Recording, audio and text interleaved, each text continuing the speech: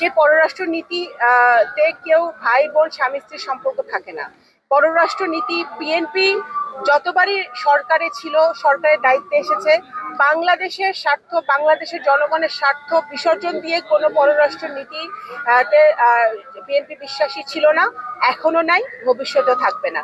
ভারত যদি আমাদের আমাদের জনগণের স্বার্থের বিরুদ্ধে, বাংলাদেশের জনগণের বিরুদ্ধে কোনো অবস্থান নেয় এবং অন্য কোনো দেশে যদি বাংলাদেশের স্বার্থের বিরুদ্ধে, বাংলাদেশের জাতীয়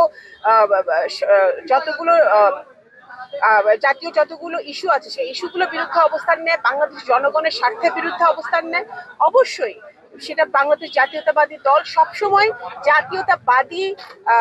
জাতীয়তাবাদের চেতনা নিয়ে আমরা সবসময় পররাষ্ট্রনীতি কায়েম করেছি। বিগত দিনে শহীদ রাষ্ট্রপতি পররাষ্ট্রনীতি ছিল যে আমরা জনগণের স্বার্থ রক্ষা করে, বাংলাদেশের স্বার্থ রক্ষা করে আমরা বাংলাদেশ বিরোধী, বাংলাদেশের জনগণের স্বার্থ বিরোধী কোনো চুক্তিতে বিএনপি কখনো করে নাই, কোনো চুক্তিতে বিএনপি বিশ্বাসীও ছিল না।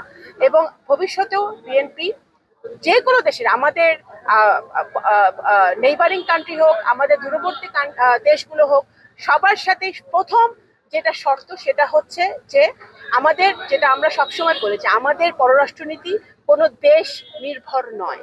আমাদের পররাষ্ট্রনীতি বাংলাদেশ জাতীয়তাবাদী দলের পররাষ্ট্রনীতি গঠিত হয়েছে, এখন আছে এবং ভবিষ্যতে হবে বাংলাদেশ এবং বাংলাদেশের জনগণের স্বার্থের উপর ভিত্তি করে। সুতরাং আমরা কোনো দেশ, কান্ট্রি স্পেসিফিক পররাষ্ট্রনীতি আমাদের নাই।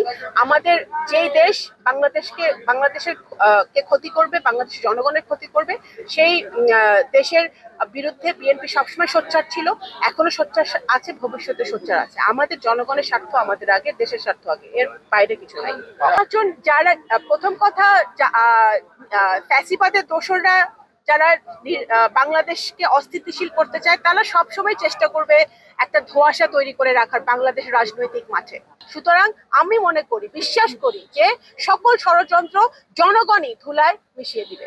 এই দলে বহু নেতাকর্মী আছে মনোনয়ন পাওয়ার যোগ্য, এই দলে বহু নেতাকর্মী আছে যারা আন্দোলন সংগ্রামে তাদের ভূমিকা আছে, কিন্তু 300 আসনে 300 জনকে নমিনেশন দিতে পারবে দল, এর বেশি দেওয়া সম্ভব নয়। সুতরাং আমাদের যারা মনোনয়ন পাননি তারা মন খারাপ করবে, তাদের সমর্থকরা মন খারাপ করবে, কিছু বিচ্ছিন্ন ঘটনা ঘটবে, এটা অত্যন্ত স্বাভাবিক একটি ব্যাপার, এখানে অস্বাভাবিক কিছুই নয়। কারণ এটা আপনাদের বুঝতে হবে যে বিএনপি, আমরা ইন্টারনাল ডেমোক্রেসিতেও বিশ্বাস করি, দলের ভিতরেও গণতন্ত্রে আমরা বিশ্বাস করি। আমাদের দলে যারা আছেন যারা মনোনয়নের যোগ্য, তারা না পেয়ে তারা এবং তাদের সমর্থকরা যদি মন খারাপ করে, সেটাতে আমার উদ্বিগ্ন হওয়ার কোনোই আমি কারণ দেখি না। আমি মনে করি এটাকে সবাইকে আমাদের একসাথে করে, সবাইকে কথা বলে আমাদের একটি জায়গায় আসতে হবে, কারণ এখন ধানের শিশি বড়, এখন নির্বাচনটাই বড়, গণতন্ত্রের পথে হাঁটাটাই বড়। তো আনুষ্ঠানিকতা কিছু বাকি ছিল, সেটা পরশুদিন পার্টির পক্ষ থেকে ঘোষণা করা হয়েছে। তো আমি অভিভূত, আমি কৃতজ্ঞ আমার দলের প্রতি, আমার ভারপ্রাপ্ত চেয়ারম্যান, আমার প্রিয় দেশনেত্রীর প্রতি এবং আমার দলের প্রতি।